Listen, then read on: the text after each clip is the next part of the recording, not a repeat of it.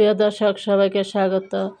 আশা করি সবাই ভালো আছেন। আমি আজকে আলু কপির ডালনা রান্না করব শোল মাছের মাথা দিয়ে। এখানে শোল মাছের মাথার লেজাগুলো আমি ভালো করে ধুয়ে পরিষ্কার করে রাখছি। কড়াইতে দিচ্ছি তেল আর অল্প একটু ডালডা,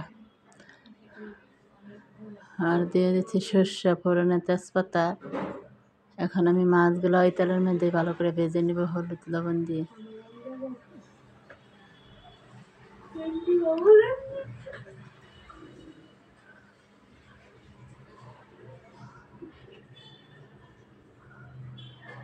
দিয়ে দিচ্ছি আদা বাটা,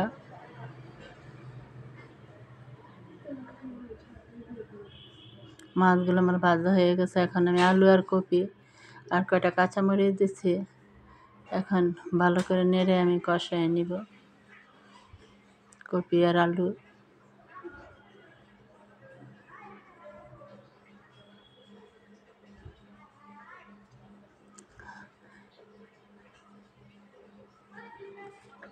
পরিমাণ মতো দিচ্ছি মরিচের গুঁড়া, ধনিয়ার গুঁড়া।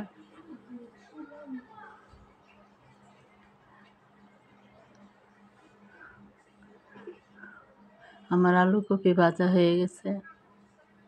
এখন আমি পরিমাণ মতো জল দিয়ে দিব।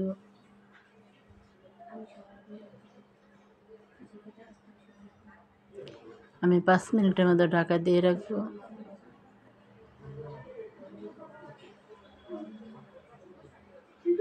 ঢাকনা খুলে দিলাম।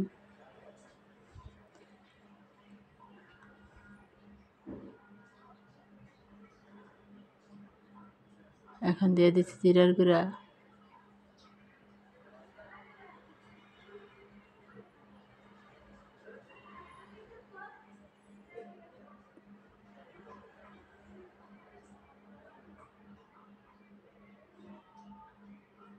আর দিচ্ছি মশলা। মশলা বলতে খালি দারচিনির গুঁড়া আর একটু ডালডা দিব। ডালডা দিয়ে তারপর আমার আলু কপির ডালনা হয়ে গেছে।